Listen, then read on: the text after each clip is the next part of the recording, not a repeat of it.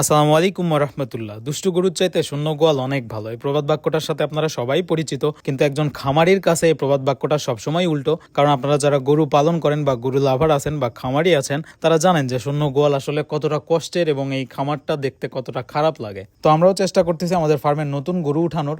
আজকে আমরা গিয়েছিলাম আমাদের নওগাঁ জেলার মহাদেবপুর উপজেলার মাতাজি গরুর হাটে। এই হাটটা আমাদের নওগাঁ জেলার মধ্যে মোটামুটি বড় হাটই বলা চলে, কিন্তু এই হাটে আমরা আগে পরে কখনোই তেমন ভাবে গরু কিনতে যাই নাই। লাস্ট 2 বছর আগে আমি একটা গরু কিনছিলাম ওই হাট থেকে। আর আপনারা অনেকেই জিজ্ঞেস করেন যে আমার বাসা কোথায়। আমার বাসা রাজশাহী বিভাগের নওগাঁ জেলার মান্দা থানায়, আর আমাদের গ্রামের নাম ভেবরা। মাশাআল্লাহ, গ্রামে গরু ছাগল পালনের সুবিধা হলো আপনি চাইলে এভাবে ছেড়েও পালন করতে পারেন। যেহেতু হাটটা আমাদের বাসা থেকে প্রায় 40 কিলোমিটার দূরে, এজন্য আমরা সকাল 10টার দিকেই বাসা থেকে বের হই, যাতে আমরা হাট শুরু হওয়ার আগে সেখানে পৌঁছাতে পারি। আর এর আগেও আমি আপনাদের বলেছি যে একজন খামারির কাছে সবচাইতে চ্যালেঞ্জিং বিষয় হলো ফার্মের গরু কালেক্ট করা। আর আমরা সবসময় আমাদের নিজেদের ফার্মের গরু নিজেরাই কালেক্ট করি, কোনো প্রকার দালাল বা কারো মাধ্যমে আমরা কখনোই গরু কিনি নাই। এজন্য আমাদের এই গরুগুলা কিনতে অনেক কষ্ট করতে হয়। কারণ আপনারা অনেকেই গরু কিনেন, গরু কেনার পর দালালরে আপনার গরু প্রতি 5,000 টাকা দিতে হয়। তো আমরা এই কাজটা কখনোই করি না, আমরা নিজেদের গরু নিজেরাই কিনি এবং আলহামদুলিল্লাহ আমরা খুব ভালো প্রাইসে কিনতে পারি। এবার আমাদের একটু প্রবলেম হচ্ছে গরু কিনাতে, আপনাদের সাথে শেয়ার করছি, কারণ এখন গরুর বাজারটাও অনেক বেশি আর আমরা আমাদের চাহিদা মতো গরুও পাচ্ছিলাম না। হাট শুরু হওয়ার আগে আমরা হাটে পৌঁছায় গেছি। আমরা আসার পর দেখি মাত্র কয়েকটা গরু উঠছে এবং পুরো মাঠটাই ফাঁকা। তো এই জন্য আমরা ওয়েট করতেছিলাম যাতে সুন্দর সুন্দর গরু আসে এবং আমাদের কাঙ্ক্ষিত গরু আমরা এখান থেকে নিয়ে যেতে পারি। আর আজকে যে পরিমাণে রোদ গরম ছিল, আপনারা রুমে বসেই হয়তো ক্লান্ত, তারপরে এই গরুর হাটে যারা আসছে বা আমরা আসছি, আমাদের কি পরিমাণে কষ্ট হচ্ছে একবার ফিল করেন।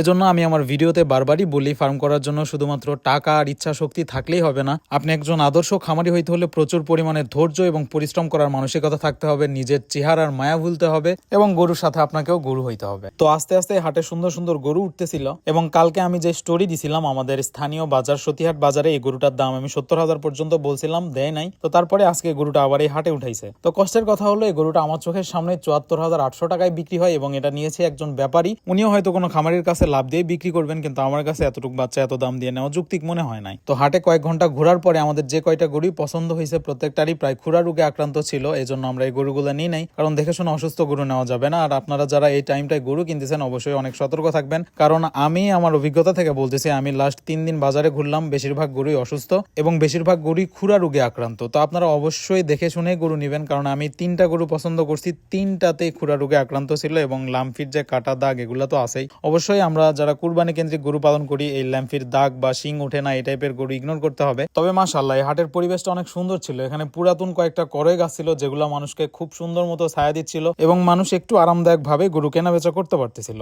এই হাটটায় মাশাআল্লাহ অনেক সুন্দর সুন্দর শাহিওয়াল বাচ্চা উঠছিল যেগুলো আমাদের পছন্দ হয়েছিল, কিন্তু আমরা এখন চাচ্ছিলাম না যে আমরা বাচ্চা গরু উঠাই, আমরা মাঝারি সাইজের গরু নিতে চাচ্ছি। এবং হাটের অন্য পাশটায় জাত উন্নয়নের জন্য শাহিওয়াল কিছু গাভী দেখলাম এবং ষাঁড় বাচ্চা সহ কিছু গাভী দেখলাম, যেগুলো আপনারা যারা জাত উন্নয়নের জন্য নিতে চান তারা নিতে পারেন আমাদের নওগাঁ জেলার মধ্যে। মাশাআল্লাহ মাশাআল্লাহ, এজ এ গরু লাভার এই বাচ্চাটা দেখার পর আমার মনে হচ্ছিল যে ওই বাচ্চাটাকে এই অবস্থাতে আমি আমার ফার্মে নিয়ে যাই, কিন্তু ওই বাচ্চাটা এখনো দুধের বাচ্চা, ওর অবশ্যই ওর মায়ের ভালোবাসা দরকার। টানা 4 ঘন্টা অনেক দৌড়াদৌড়ি করার পরও আমরা আজকেও একটা গরুও কালেক্ট করতে পারি নাই। আজকেও দুঃখ ভারাক্রান্ত মন নিয়ে খালি হাতেই আমাদের ফার্মে ফিরতে হচ্ছে। আর 4 ঘন্টা রোদে ঘোরার পর আমার অবস্থা তো দেখতেছেনই। তো সবাই আমাদের জন্য দোয়া করবেন যেন আল্লাহ তাআলা আমাদের ব্যবসায় বারাকা দান করে এবং আমরা আমাদের ফার্মে সুন্দর সুন্দর গরু উঠাইতে পারি। ভিডিওটি ভালো লাগলে অবশ্যই শেয়ার করবেন। আসসালামু আলাইকুম ওয়া রাহমাতুল্লাহ।